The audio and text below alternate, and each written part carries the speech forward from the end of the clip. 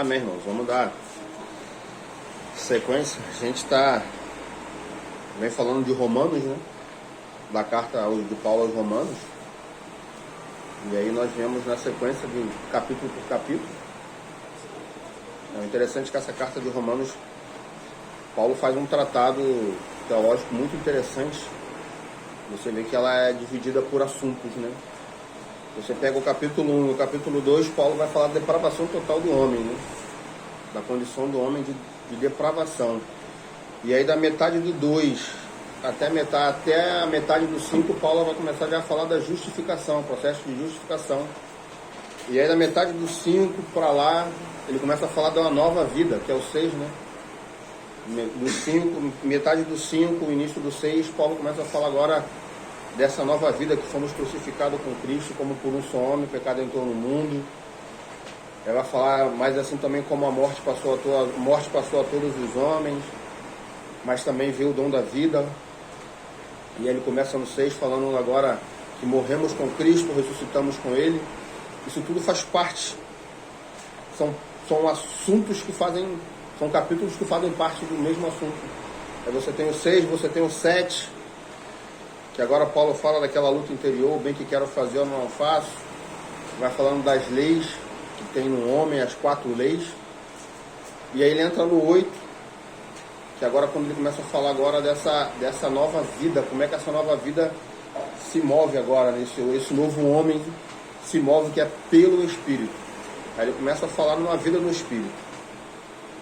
E aí quando termina o capítulo 8 e começa o capítulo 9, parece que Paulo abre um parêntese, que aí agora ele começa a falar do 9, o 10, o 11, ele vai falar de Israel. Ele termina o 8 falando da questão da vida no Espírito, e ele começa o 9 já começa falando de Israel. Que o 9 ele vai falar da eleição de Israel. O 10 ele vai falar da rejeição, porque eles rejeitaram o Senhor veio para os seus o rejeitaram. E no 11 ele começa a falar agora dessa restauração do povo de Israel. Então agora nós falamos do 10, falamos do 9, da eleição, falamos do 10, da rejeição, que eles amaram, preferiram a sua própria justiça, né? O 10, versículo 13, ele fala: visto que não conheceram a justiça de Deus e procuraram estabelecer a sua própria justiça, não se sujeitaram a que vem de Deus. Então essa é a condição do povo de Israel. Eles rejeitaram a graça de Deus. O Senhor veio para os seus o rejeitaram. E aí ele começa o 11, né? E aí o 11 ele começa a falar dos remanescentes, que nós dividimos esse 11 em 2 etapas. Falamos de uma primeira, que é dos remanescentes, que o Senhor sempre conta com os remanescentes. E Paulo dá o exemplo aqui de, se não me engano foi Elias, né? Que ele fala que ele achava que ele estava sozinho, mas o Senhor tinha separado mais 7.000. Então o Senhor, dentro da sua história, o Senhor sempre tem seus remanescentes. Então o Senhor não deixou a sua chama se apagar. Por mais que a maior parte de Israel tenha rejeitado, mas não foi toda Israel que o rejeitou.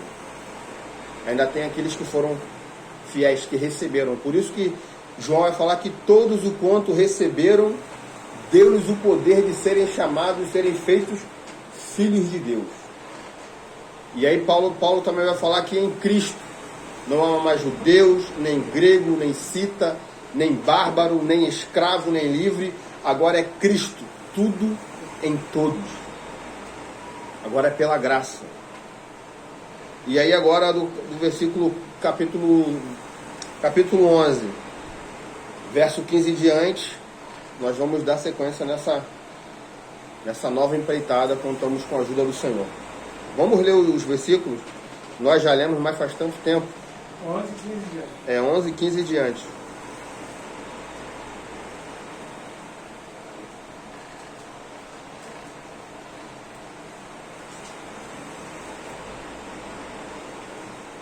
Pode ler? Fala assim: pois se a sua rejeição é a reconciliação do mundo, qual será a sua admissão, senão a vida entre os mortos. Se os primeiros frutos são santos, também a massa o é. Se a raiz é santa, também os ramos são. Se algum dos ramos forem quebrado, e tu, sendo oliveira brava, foste enxertado no lugar deles, e feitos participantes da raiz e da seiva da oliveira, não te glories contra os ramos. Se contra eles te gloriares, considera isto: não és tu que sustenta a raiz, mas a raiz que sustenta a ti. Dirá, pois, os ramos foram quebrados para que eu fosse enxertado? Que está bem, pela sua incredulidade foram quebrados, e tu estás de pé pela fé. Não te orgulhes, mas temas. Pois se Deus não poupou os ramos naturais, teme que não poupe a ti também. Considera, pois, a bondade e a severidade de Deus. Para com os que caíram, severidade, mas para contigo, bondade de Deus, se permaneceres na sua bondade. De outro modo, também tu serás cortado. Também eles, se não permanecerem na incredulidade, serão enxertados, pois poderoso é Deus para tornar a enxertar. Se tu foste cortado de uma oliveira brava, por natureza, e contra a natureza enxertado numa oliveira cultivada, quanto mais esses que são naturais serão enxertados na sua própria oliveira. Não quero, irmãos, que ignorais esse segredo ou esse mistério, para que não se tornem presunçosos, que o endurecimento veio em parte a Israel, até que a plenitude dos gentios tenha chegado. Assim, pois, toda ó Israel será salva, como está escrito: de Sião vem o libertador, e desvia de Jacó as impiedade. Esta será a minha aliança com eles, quando eu tirar os seus pecados. Assim que, quando ao evangelho, são inimigos por causa de vós, mas quanto à eleição, amado por causa dos patriarcas. Pois os dons e a vocação de Deus são irrevogáveis. Assim como vós também outrora foste desobediente a Deus, mas agora alcançaste misericórdia pela desobediência deles, assim também estes agora foram desobedientes para igualmente alcançarem misericórdia pela misericórdia a vós demonstrada.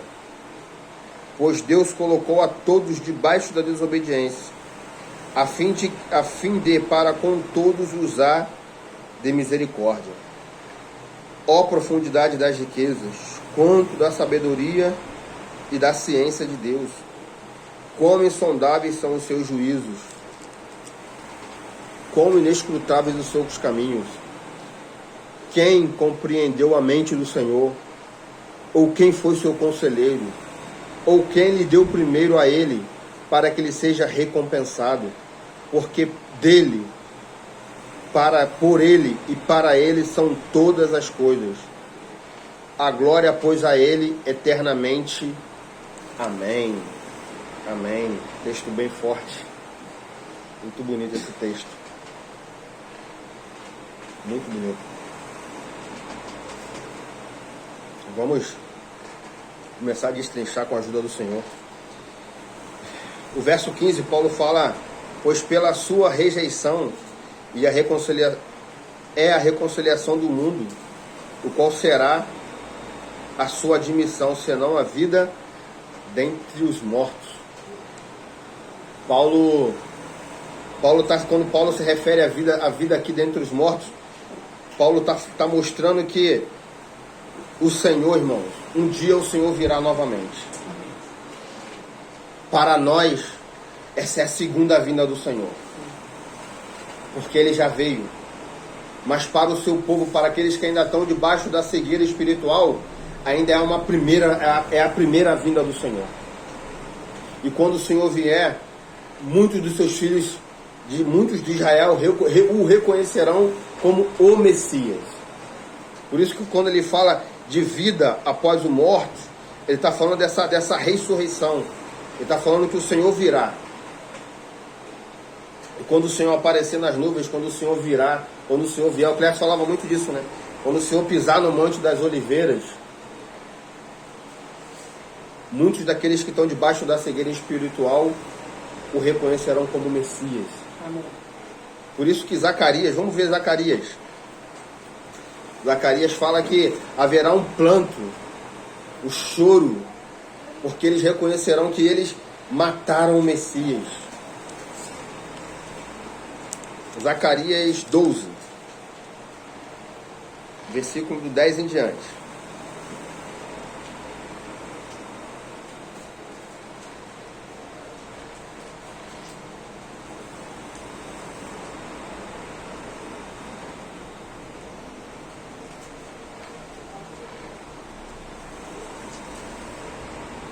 Aí, 12, 7. 12, 10, do 10 em diante. Acharam?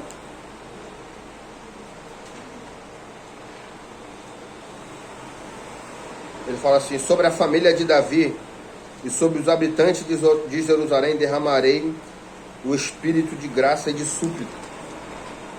Olharão para mim, ó, que ele está falando quando o Senhor vier, na sua segunda vinda.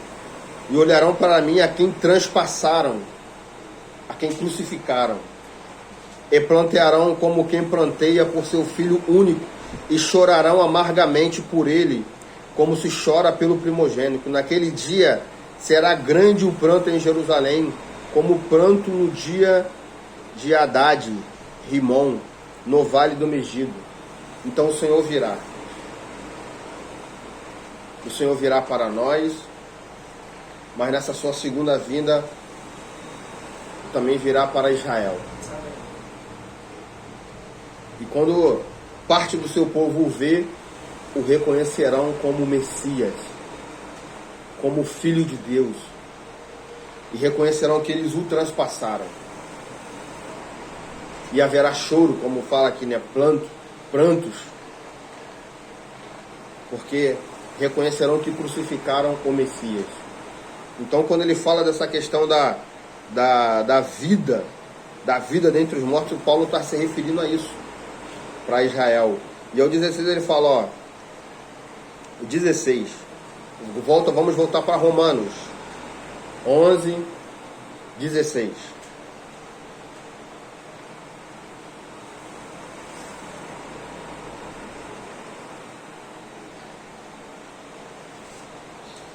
Ele fala assim, ó, seus primeiros frutos são santos, também a massa o é. Se a raiz é santa, também os ramos o são. Aqui ele está se referindo dos patriarcas, aqui ele está se referindo a Abraão, como o primeiro fruto. Quando ele usa a palavra santo, ele não está se referindo à pureza, mas a separados. Assim como os primeiros frutos são santos, também assim, seus primeiros frutos são santos, também a massa o é. Então todos que derivaram de Abraão foram separados. É um povo separado para servir a Deus. Isso foi o que o Senhor fez lá em Gênesis 2, quando falou para Abraão que abençoaria ele e a sua descendência. Gênesis, né, 12. E aí o Senhor começa que seria que multiplicaria e abençoaria. Então o Senhor começou com uma família querendo uma nação. O Senhor separou Abraão e a sua descendência. Porque o Senhor queria um povo, como o Paulo Cláudio tem falado das jornadas, né? O Senhor queria um povo e queria se expressar por meio desse povo. Então por isso que Paulo está se referindo a essa questão de Abraão. Ele está botando Abraão, chamando os irmãos a essa consciência. O 17 ele fala, se algum dos ramos, 11, 17, se algum dos ramos foram quebrados, e tu, sendo enxertado no lugar deles, e feito participante da raiz e da seiva da oliveira, 18. Não te glories contra os ramos, se contra eles te gloriades, considera isto, não és tu quem sustenta a raiz, mas a raiz quem sustenta a ti. Então agora Paulo começa a falar agora dá exemplo quando ele fala, se algum dos ramos forem quebrados, o Senhor cortou algum de Israel dessa oliveira. Alguns. Por isso que quando falam que Israel que o povo judeu foi rejeitado, irmão, não é todo Israel que rejeitou o Senhor. Nem todos o negaram. Por isso que ele fala, ó, se alguns dos ramos forem quebrados, forem cortados, e tu, sendo oliveira brava, isso somos nós, os gentios, Paulo está falando para os gentios, for enxertado no lugar deles, feito participante da raiz da oliveira, essa grande oliveira é a igreja. Os ramos naturais, Israel, os judeus, os ramos bravos, os gentios. Então Paulo está falando que alguns rejeitaram o Senhor, porque o rejeitaram, o Senhor os quebrou da videira. E como o Senhor os quebrou da videira, agora o Senhor enxertou aqueles que são bravos, que somos nós, que não éramos participantes. Mas agora pela graça nós fomos enxertados nessa videira. Nós participamos dessa vida que vem de Deus. Porque fomos enxertados na videira. E essa grande oliveira é a igreja, que é composta de judeus e de gentios. A igreja não é só de gentios, e a igreja não é só de judeus. A igreja é de todos aqueles que confessam o nome do Senhor, todos aqueles que creram. Deus, quando ele fala, todos aqueles que recebeu, deu-lhes o poder de serem feitos filhos de Deus. Então a igreja agora não é só Israel e não é só gentio, porque é uma linha dispensacionalista que fala que o Senhor cortou a Israel e agora o Senhor trabalha com a igreja, sendo que a igreja, o corpo de Cristo, é a junção dos judeus remanescentes, de todos aqueles que creram, seja judeus ou seja gentios. Gentios são todos os povos que não são judeus da terra. Saiu de judeu é gentio.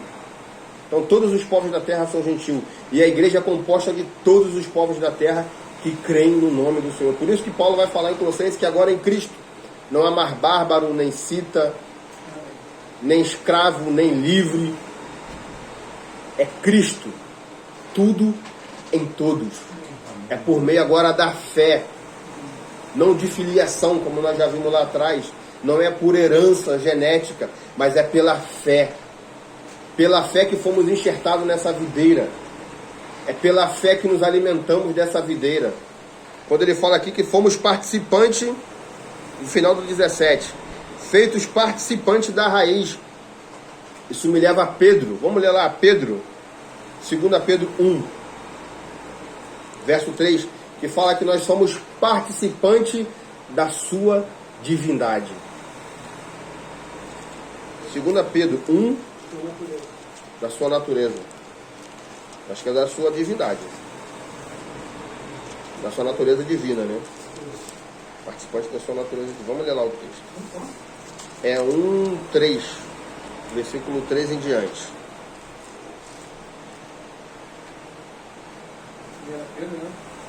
Segunda Pedro. 2 Pedro 1:3.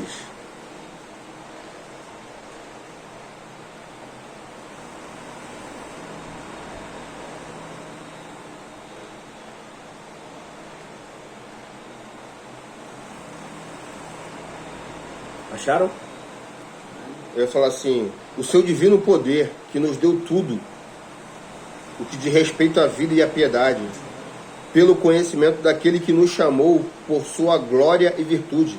Desse modo, ele nos tem dado grandissimamente e preciosas promessas, para que, por elas, vos torneis participante da natureza divina, havendo fugido da corrupção que há no mundo por causa da cobiça. Então o Senhor nos fez participantes. Ele é a raiz, é dele que vem toda a dádiva, é dele que vem a vida, é dele que vem todo o suprimento para o corpo. É dele, por isso que Paulo fala para não te gloriares, não te glorie. Não há espaço para soberba, irmão, nem para orgulho espiritual. Nós não somos nada, nós não temos nada. É tudo dele, por meio dele, para ele. São todas as coisas. Sem ele, nada do que se fez seria. Porque tudo subsiste por causa dele. Não é por causa da igreja, nem por causa de Israel, é por causa do Filho. No Filho subsiste todas as coisas. Por isso que não tem por que se gloriar, nem os judeus, nem os gentios, porque é Cristo quem nos separou, quem nos elegeu. É Ele que nos enxertou nessa videira. É Ele que nos atraiu para Ele mesmo. Tudo é dele, é tudo por meio dele. Nós não temos nada, irmãos, e nós não somos nada, tudo é dele. E nós somos de Cristo, como diz as Escrituras. O Senhor nos chamou, Ele nos vocacionou. Tudo que recebemos pela misericórdia de Deus.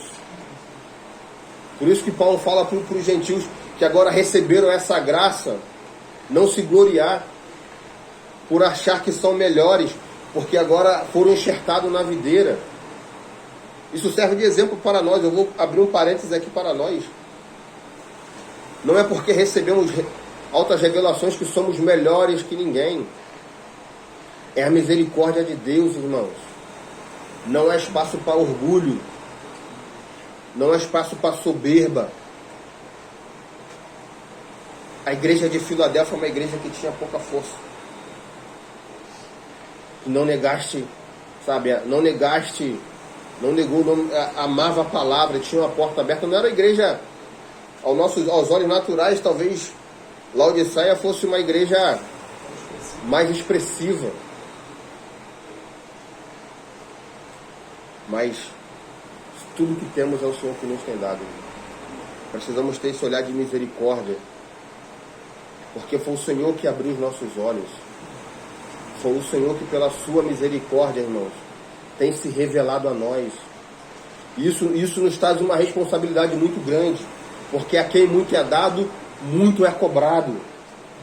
O que o Senhor tem nos dado não é para a gente se encher de orgulho e de soberba, mas é para a gente se humilhar debaixo da mão do Senhor e pedir que o Senhor realmente tenha misericórdia de nós, de que tudo que temos recebido venha para nós de fato como vida, não só como conhecimento teórico para nos encher, ficarmos cheios de conhecimento, falamos de grandes revelações, de grandes coisas, mas com o coração todo, sabe, manchado pela soberba e pelo orgulho. Que o Senhor nos livre, irmão. Que o Senhor guarde o nosso coração. Que sejamos, sabe, um coração sempre humilhados diante da presença do Senhor. Porque se temos recebido, é porque Ele é que tem nos dado. É porque Ele é que tem nos agraciado.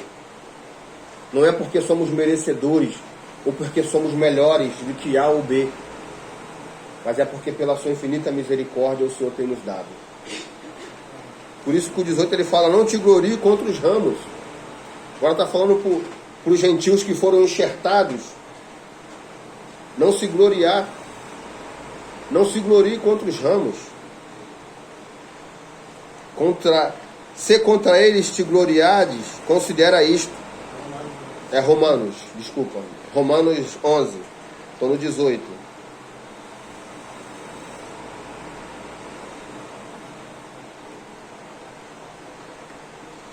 Não te glorie contra os ramos. Ele está falando agora para os gentios. Não se gloriar contra Israel. Porque agora, por eles terem sido enxertados, que agora o Senhor vai trabalhar só com Israel e vai esquecer o seu povo. Não te glories. Se contra eles te gloriares, considera isto.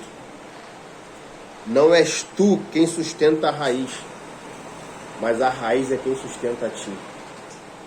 É o Senhor que nos mantém de pé. É o Senhor que nos sustenta, irmãos. É a graça de Deus que nos faz, que nos mantém firme, nos mantém de pé. Se não fosse a misericórdia do Senhor e a sua graça nos capacitando nas nossas debilidades, nós não estaríamos nem aqui, irmãos. Nós não estaríamos nem aqui. Estamos aqui porque a graça do Senhor abundou em nós e nos trouxe até aqui. E a sua misericórdia tem sido sobre nós. E como diz Lamentações, e ela é a causa de não sermos consumidos. É a misericórdia de Deus. Amém. Não é porque somos bons,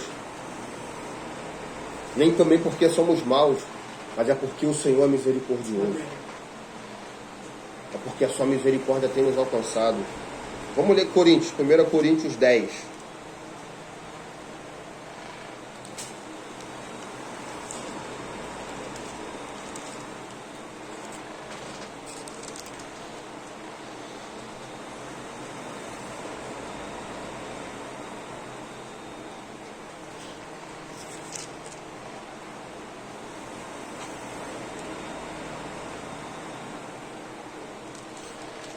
O verso 11. Eu vou ler o verso 11 e 12. Ele fala assim, ó, todas essas coisas lhe aconteceram como exemplo. Tudo que está nas Escrituras, irmãos, aconteceu para nós como exemplo. E foram escritas para aviso nosso. Para quem já são chegado o fim dos séculos.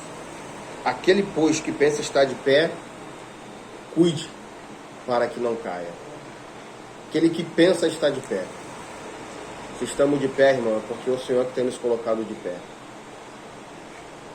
Se estamos de pé, é a misericórdia de Deus. Não é a nossa força, não é o quanto conhecemos das Escrituras, não é o quanto ouvimos de irmãos grandes na internet, não é nada disso que nos mantém de pé. O que nos mantém de pé é a misericórdia e a graça de Deus. Se não fosse ela, irmãos, nós já teríamos caído.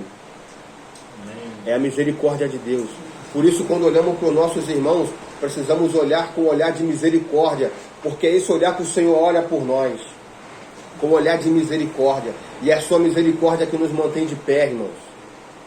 Não é porque somos bons, não é porque temos uma linha teológica muito correta, mas é misericórdia de Deus, irmãos. É sua infinita misericórdia. Se não fosse isso, irmãos, já teríamos entrado em vários caminhos tortuosos. Mas é o Senhor que nos guarda. Por isso não temos com que nos orgulhar, irmãos. Não temos com que nos orgulhar. Sabe? Estejamos sempre com um olhar, sabe, de misericórdia um para com os outros. Porque o Senhor, assim como o Senhor usou de misericórdia conosco, o Senhor também use com nossos irmãos. Agora falando na cristandade no geral. Verso 20, perdão. Verso 20. Romanos 11, verso 20.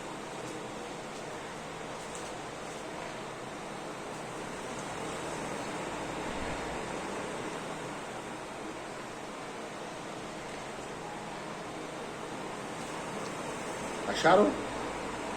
Ele fala assim: está bem, pela sua incredulidade foram quebrados, e tu estás em pé pela fé.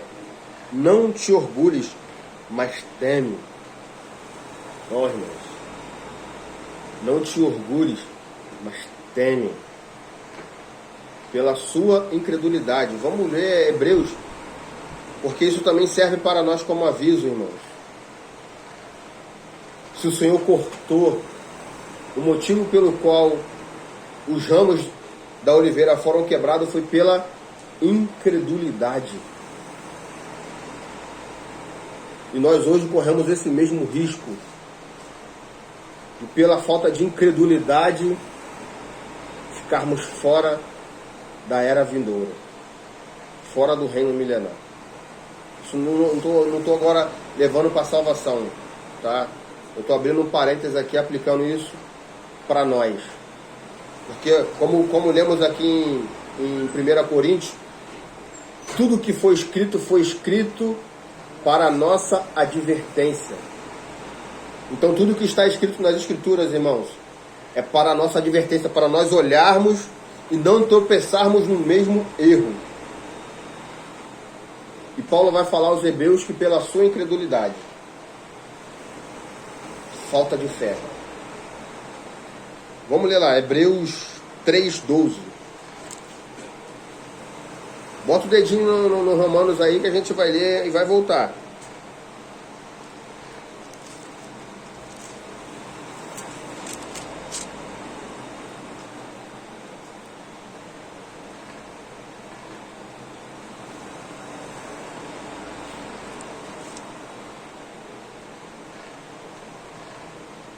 Acharam? Ele fala assim, ó, vede, irmãos, que nunca haja em qualquer um de vós coração perverso e incrédulo, que vos afaste dos Deus vivos. Antes, exortai-vos uns aos outros todos os dias, durante o tempo que se chama hoje, agora, para que nenhum de vós se endureça pelo engano do pecado. Olha a incredulidade.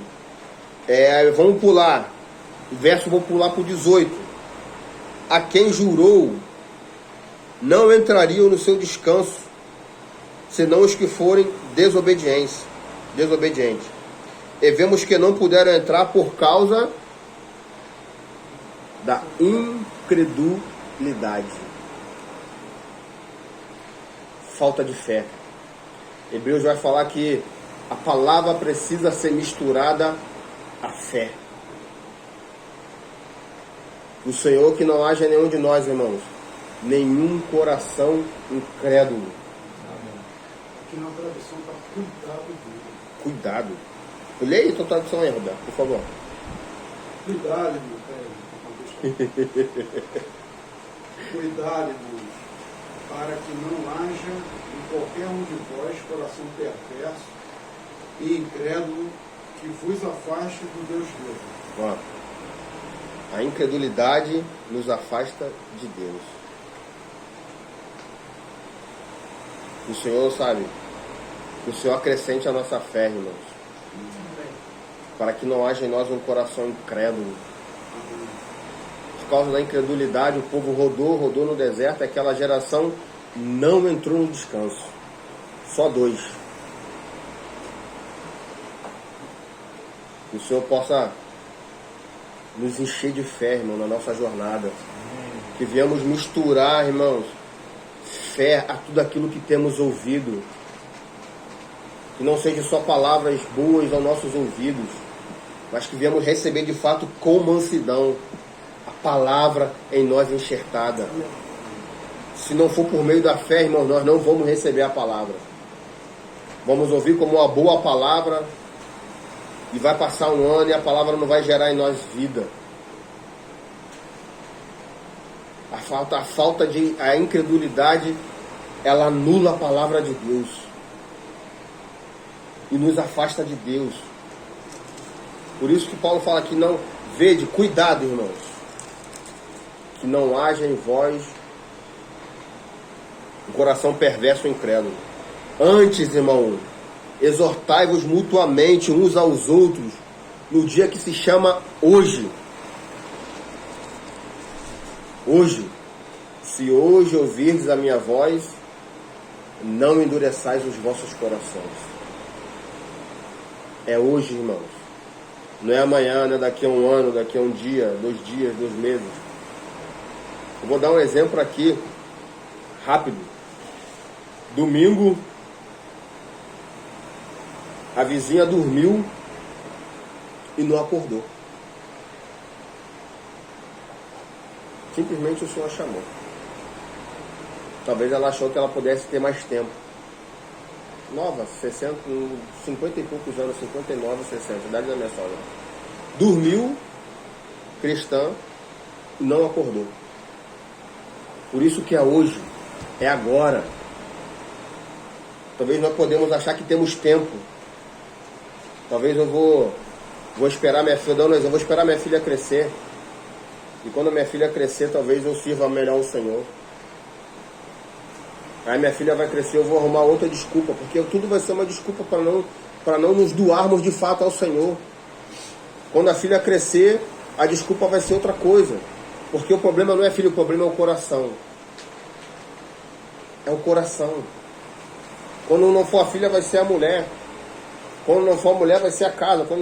Vamos sempre dar uma desculpa. Por isso que o dia é hoje. É agora.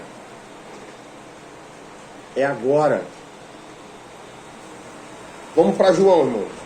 Esse texto de João 15 também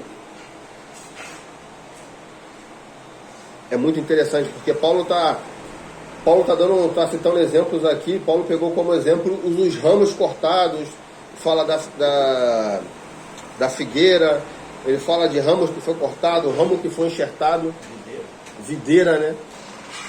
A figueira vai falar aqui agora, João, vai falar da videira. Então Paulo está usando esses exemplos, e João também usa esse exemplo que é muito interessante de João. João, o Evangelho, João 15.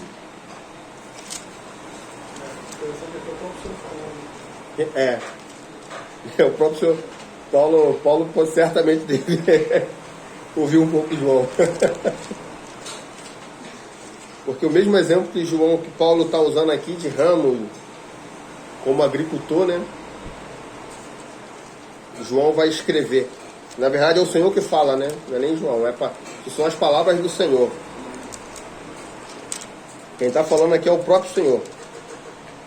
João 1.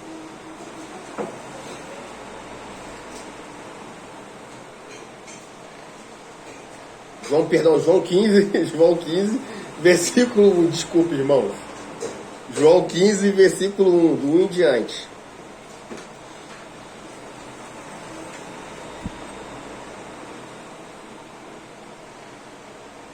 Acharam? Amém. E Paulo, Cristo vai falar aqui assim, ó. Eu sou a videira verdadeira, e meu pai é o agricultor. Todo ramo em mim que não dá fruto, ele o corta.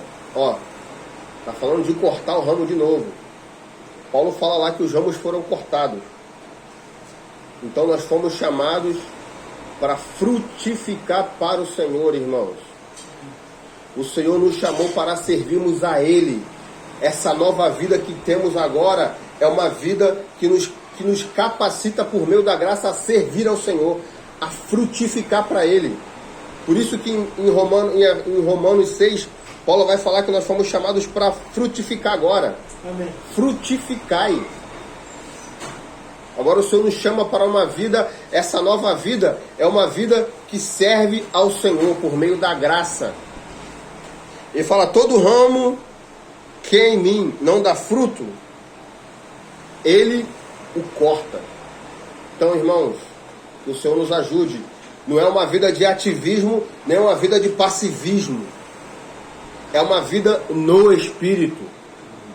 É uma vida que agora serve ao Senhor por meio do Espírito, por meio da graça, pelo Espírito. O Senhor nos chamou para servirmos a Ele. O Senhor nos chamou para frutificarmos, irmãos. Todo ramo que está em mim e não dá fruto, Ele o corta. Ele fala assim, ó. Ele o corta o ramo, Ele o corta. E todo ramo que produz fruto, Ele o poda para que o produza mais fruto. À medida que vamos servir no Senhor, irmão, o Senhor vai nos limpando pela sua palavra. Esse podar é limpar. É igual quando você pega eu não sou agricultor, eu não entendo nada de agricultura, mas quando o agricultor ele tem uma árvore, essa árvore está cheia daquela erva daninha, isso impede a árvore de crescer, porque isso impede que a luz do sol entre na árvore e nutra ela. Então essa árvore ela vai morrendo. Então o que o agricultor tem que fazer? Ele tem que pegar e limpar essa árvore, tirar a erva daninha, ele tira os galhos que já estão danificados, ele limpa não para matar, mas que ela produza mais. E quando ele vai limpando, daqui um pouco essa copa da árvore está grande. Porque quando ele vai tirando esses galhos que estão, vou usar a palavra assim, infectados com alguma praga, essa praga se alasta por toda a árvore. E quando ele corta, o novo galho que vai nascer, ele já nasce limpo. Então essa árvore vai crescendo cada vez mais. E é isso que Paulo está falando, à medida que vamos servir no Senhor, o Senhor ele vai nos limpando pela sua palavra. E à medida que quando mais servimos, quanto mais se aproximamos do Senhor, mais nós o servimos. E quanto mais nós o servimos, mais o Senhor nos limpa.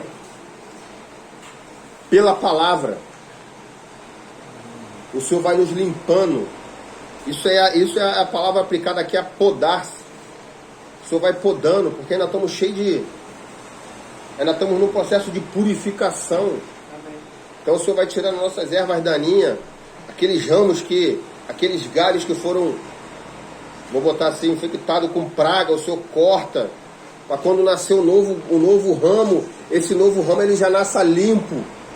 Porque se ele não podar, daqui a pouco a árvore morre, porque a praga vai se alastrando, daqui a pouco a árvore está oca, seca, sem vida. E é isso que o Senhor está fazendo conosco, o Senhor está nos limpando, para que produzamos cada vez mais para Ele, para que o sirvamos cada vez mais. Isso não é passeio, isso não é ativismo, irmão. Isso não é ativismo. Isso é serviço ao Senhor.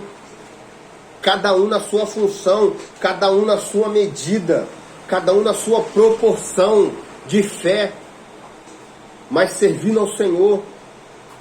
O Senhor, quando o Senhor fala da parábola das minas, o Senhor deu uma mina para cada um. E agora nós precisamos nessa mina trabalhar ela para produzir para o Senhor. Cada um tem sua responsabilidade, irmãos. Não há justificativa, irmãos. Não há justificativa para não sirvamos o Senhor. Porque o normal dessa nova vida é uma vida que serve ao Senhor. Paulo vai falar em Romanos 6 que outrora oferecemos os nossos membros ao pecado como escravo. Agora nós oferecemos a Deus como instrumento de justiça. Agora nós oferecemos os nossos membros a Deus. E no 12 ele vai falar que agora nós oferecemos os nossos corpos a Deus como sacrifício vivo, amém, santo e agradável. E não vos conformeis com esse mundo. Então agora o Senhor está nos chamando para servirmos a Ele. Isso é o normal da nova vida, irmão. É uma vida que serve, que glorifica ao Senhor. É uma vida que expressa ao Senhor por meio do Espírito. Vou pular para o verso 6. Se alguém não permanecer em mim,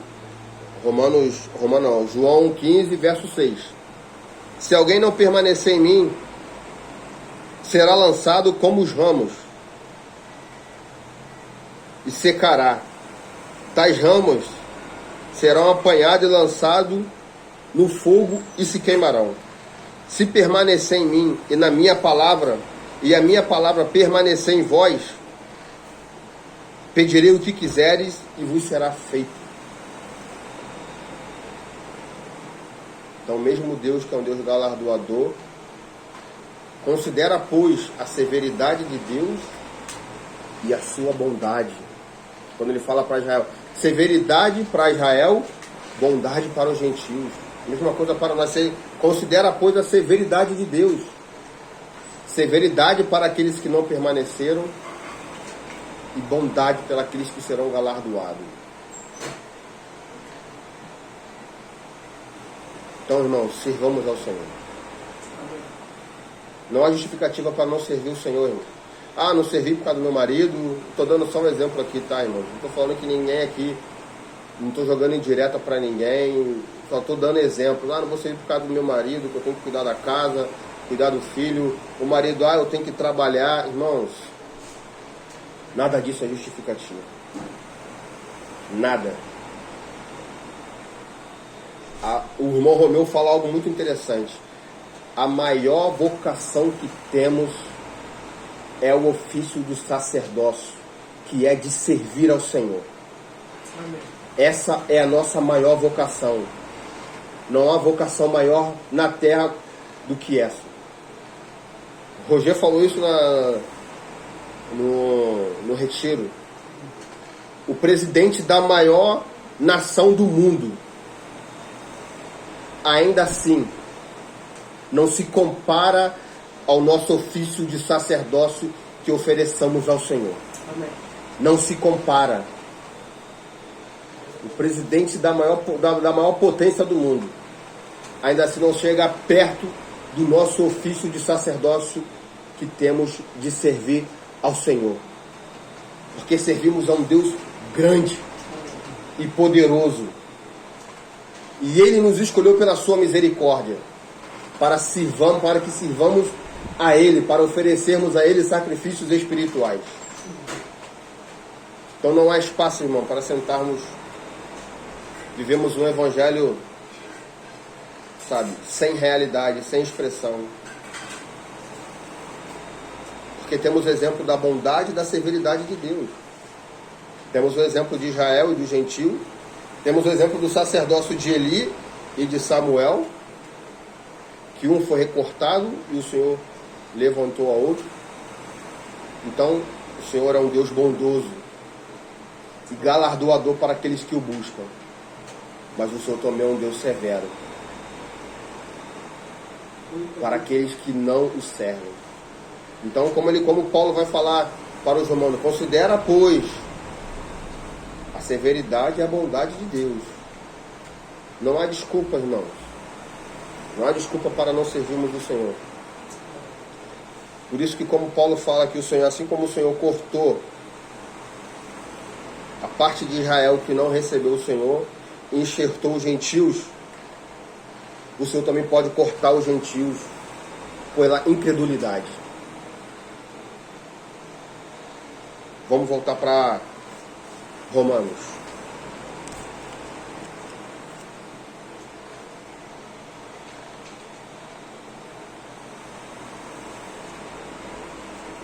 O verso 21 ele vai falar isso, né?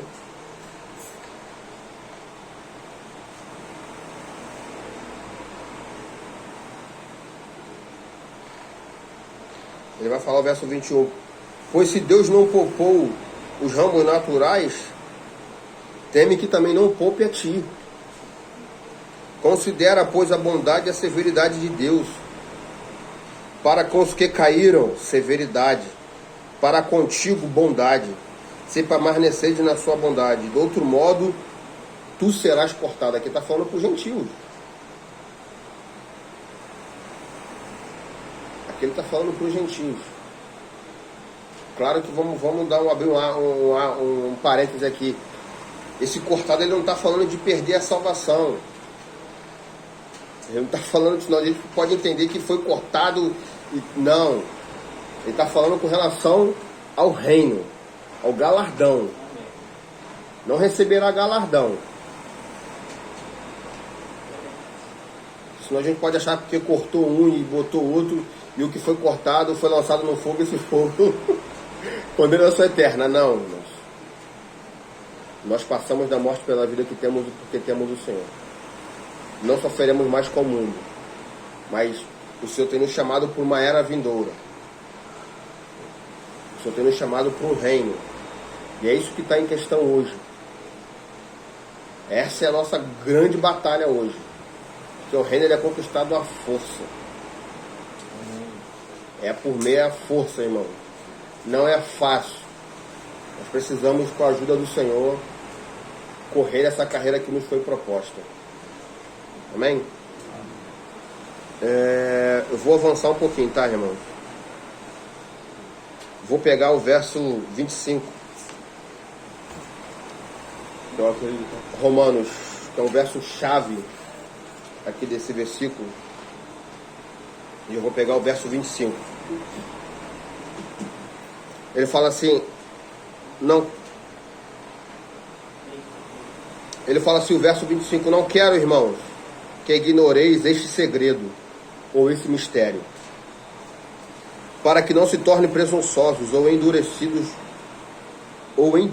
nós só presunçosos, que o endurecimento veio em parte a Israel, até que a plenitude dos gentios haja chegado. Tem duas linhas que explicam esse texto aqui. E eu vou explicar as duas. A primeira linha é que eles traduzem essa palavra plenitude como pleroma, que é o certo, sendo que eles colocam essa palavra plenitude como um número. Plenitude de número. Então, quando cita a plenitude dos gentios, ele até tenha chegado, ele fala que até que o número de gentios que serão salvos tenha sido completado. E aí, quando a gente fala isso, eu particularmente, junto com alguns irmãos, entendo que isso não pode ser traduzido por número. A Septuaginta, que traduz do hebraico para o grego, não traduz esse pleroma como número.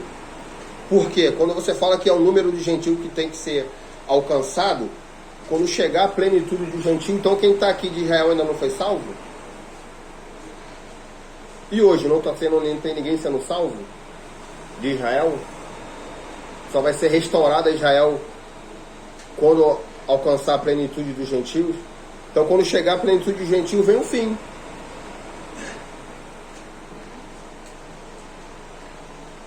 Então, quando se traduz esse número de plenitude como número, e você quantifica que há um número de gentios a serem salvos, então quando esse número se completar, então chegará, quando eu falo que o endurecimento de Israel veio em parte, até que a plenitude, então esse endurecimento vai até esse número do gentio se completar. Sendo que hoje o Senhor tem trabalhado com Israel. Tem muitos israelitas sendo salvos. Então, quando se traduz essa palavra pleroma, que é plenitude, na Septuaginta, isso eu não estou falando nada bonito que a Septuaginta nada mais é que a tradução do hebraico para o grego. Eles traduzem essa plenitude como plenitude de abundância.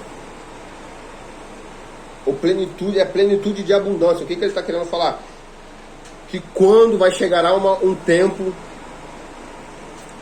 que vai se haver uma plenitude no meio dos gentios, como nunca se houve na face da terra, e que as bênçãos espirituais, a graça abundante de Deus vai ser tão grande no meio dos gentios,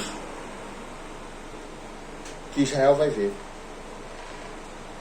Vai chegar um tempo que essa plenitude dos gentios está falando das bênçãos do Espírito. O Senhor vai derramar uma graça tão abundante nos gentios ou na igreja, que Israel vai, como Paulo fala, o ciúme, né? E Israel vai reconhecer que o Senhor está no meio dos gentios. Porque essa é a plenitude de abundância, não plenitude de número, não um número fechado, mas a plenitude de vida, a plenitude de abundância. Por isso, quando a gente vai ver lá, vamos ler Atos. Atos vai falar, Atos 2.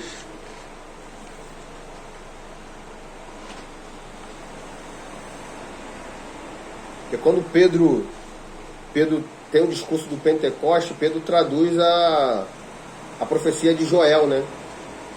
Pedro está traduzindo a profecia de Joel. E essa profecia ela é válida para os nossos dias. Ele vai falar assim, 17.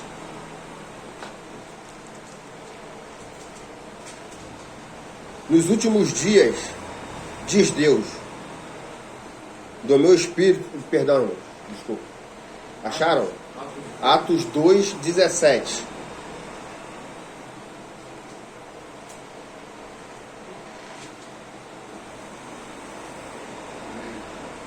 Ele fala assim, nos últimos dias,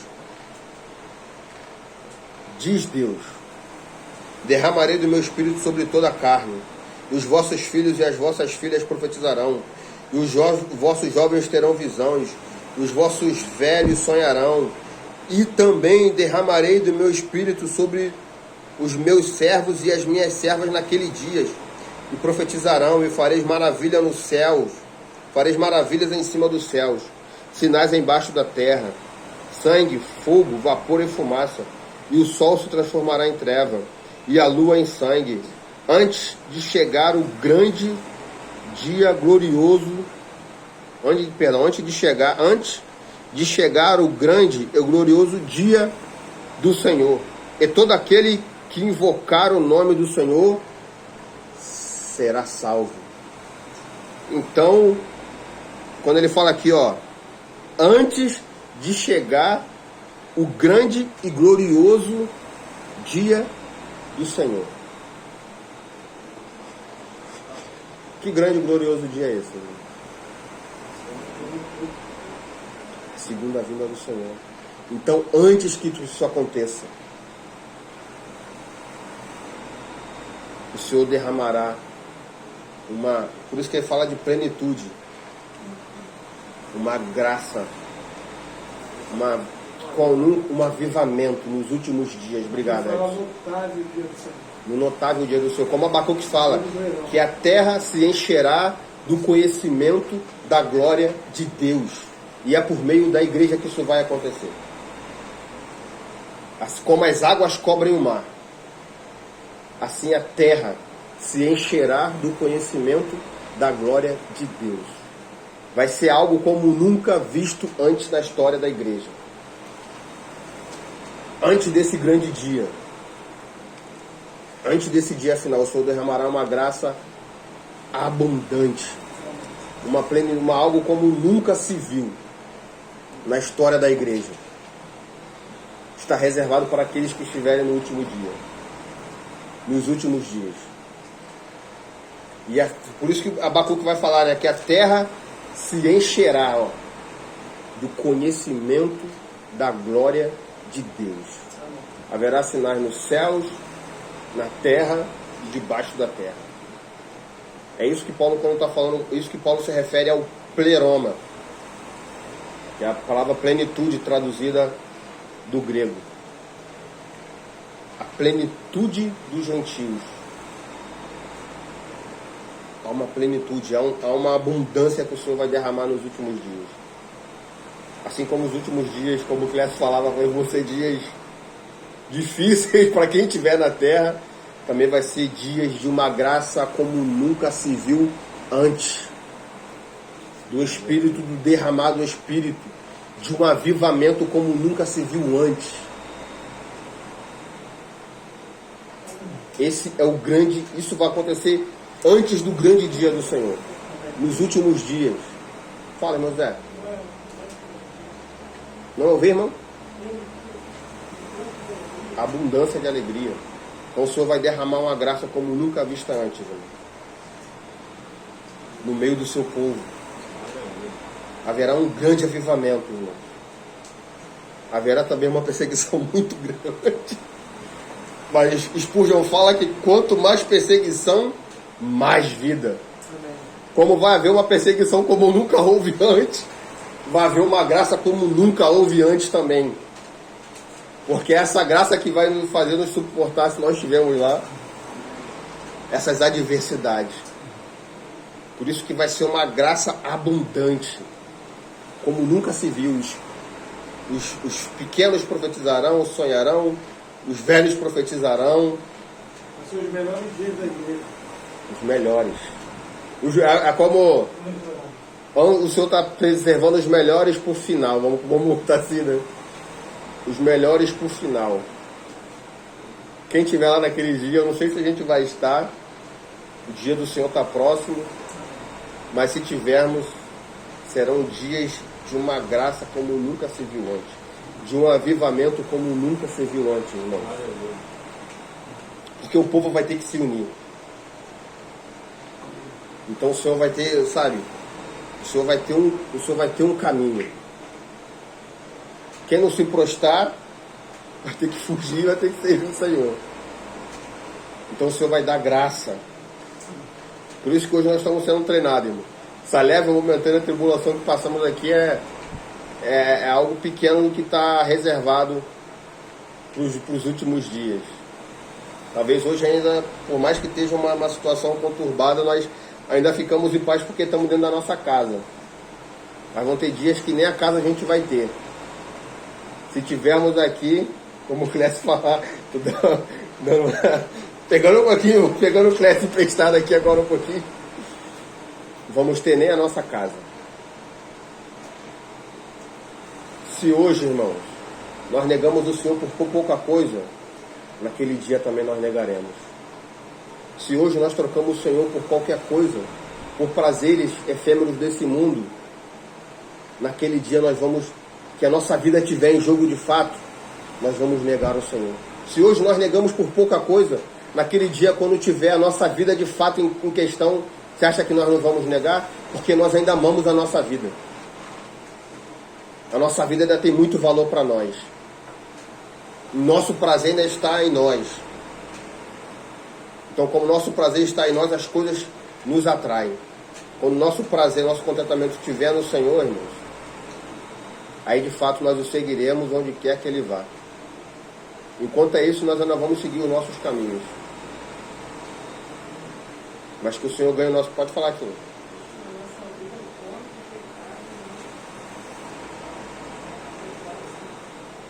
Sim. Um dia, talvez vá pedir. Que o Senhor nos ajude, irmão. Que o Senhor nos ajude. Essa plenitude vai ser alcançada um dia.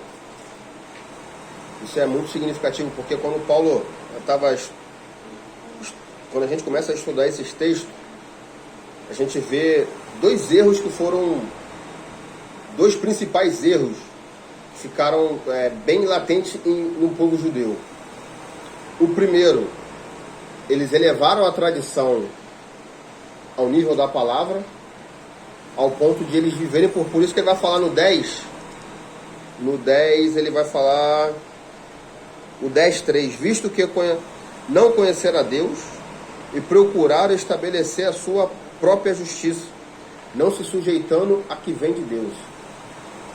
Ou seja, os rituais, os preceitos, tudo aquilo que estava na lei foi maior do que o próprio Cristo que estava ali encarnado na frente deles. Eles crucificaram o Senhor porque ficaram presos nas tradições.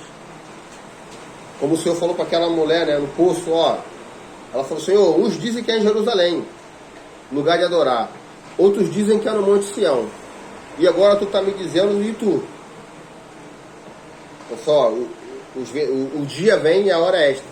Que os verdadeiros adoradores me adorarão em espírito e em verdade. Então o Senhor estava mostrando que agora estava começando um novo período. O Pai procura, e por eles não compreenderem, por eles ficarem presos aos ritos, eles negaram o Senhor. E hoje a cristandade não é muito diferente, irmãos. Hoje o cristianismo é um cristianismo de tradições, do não fazer, do não vestir, do como agir. Mesmo se você pegar Israel e pegar a cristandade, os erros são muito similares. Israel rejeitou o Senhor porque ficaram presos nas suas tradições. E hoje as tradições falam mais do que a palavra. Hoje a cristandade num todo vive as tradições. Como o Senhor falou em Marcos. Vamos ver Marcos. Já estou finalizando, tá, irmão?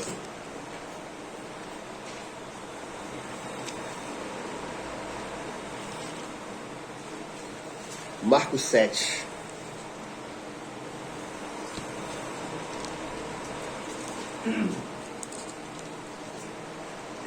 Marcos 7, deixa eu ver aqui. Pegar do 3 e pegar o verso 3.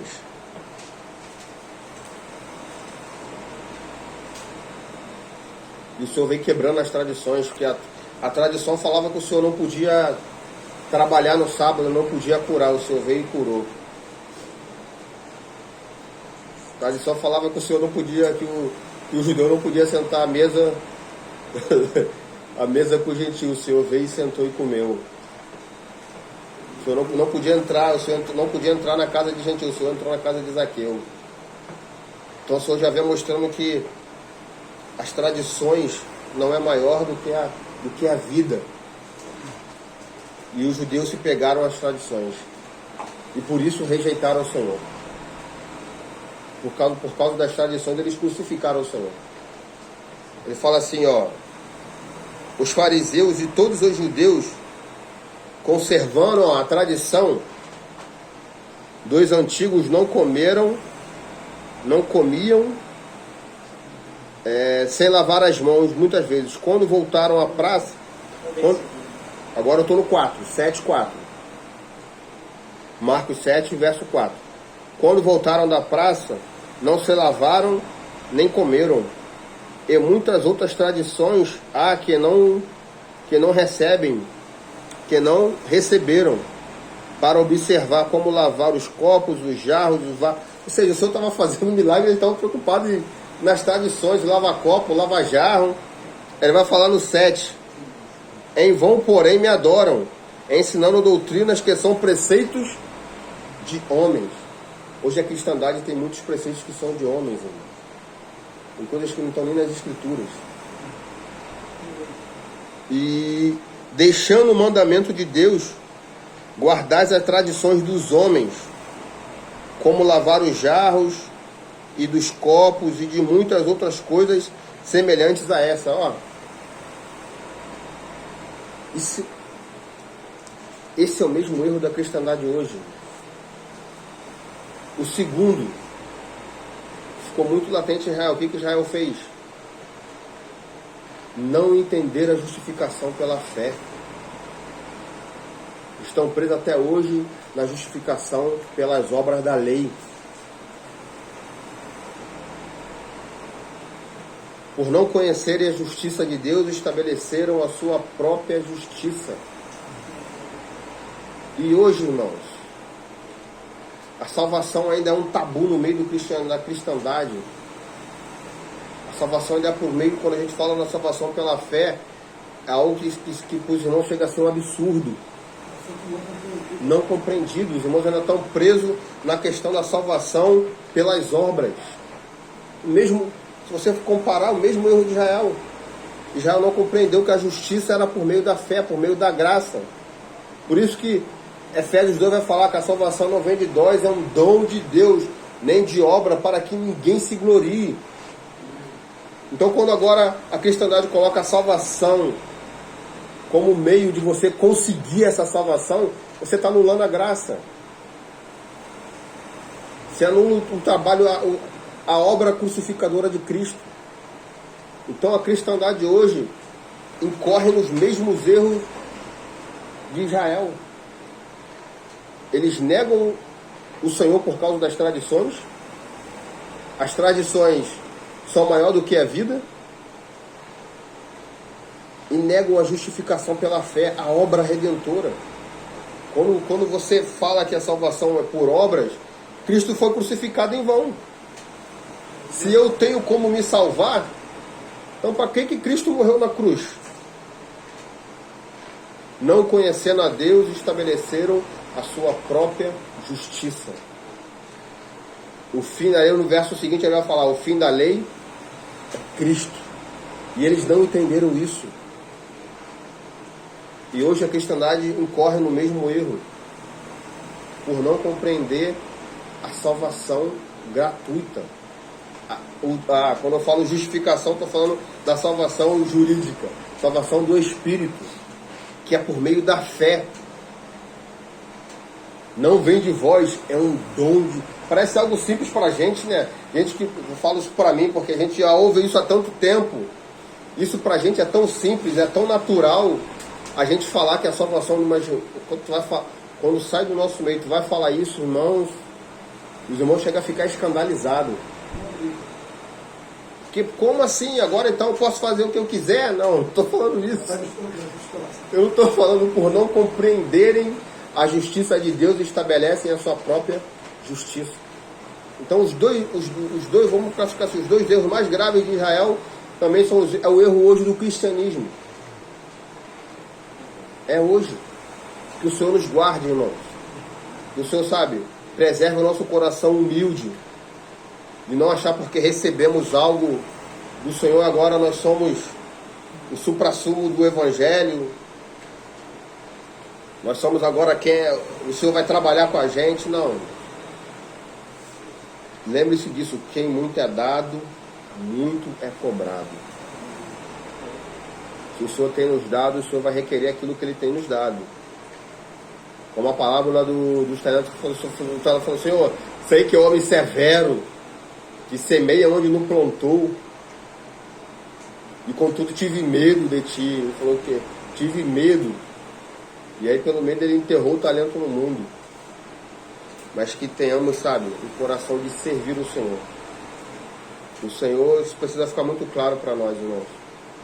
A gente está falando aqui de Israel, mas como eu li lá em Coríntios, tudo que foi escrito para nossa advertência.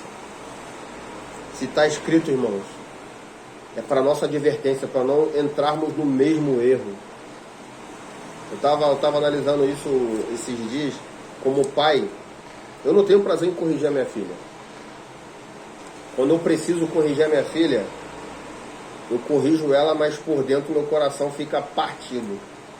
Mas eu entendo que eu preciso corrigir porque eu preciso ensiná-la. E eu fiquei comparando isso com o Senhor. O Senhor não tem prazer, irmãos, em nos corrigir. Mas a correção do Senhor é porque Ele nos ama, Ele não quer nos perder. Por isso que o Senhor corrige a quem ama e açoita quem chama por filho. Se temos sendo corrigidos, irmãos, se hoje ouvires a sua voz, não endureçais os vossos corações. É hoje. Vou ficar por aqui que eu já me avancei. Que o Senhor nos ajude, irmãos. Que o Senhor, sabe, possa estar cada vez mais ganhando o nosso coração, nos enchendo de fé, para que ofereçamos os nossos corpos a Ele como sacrifício vivo, oferecer os nossos membros como instrumento de justiça, para que sirvamos ao Senhor cada vez mais. Amém, irmão.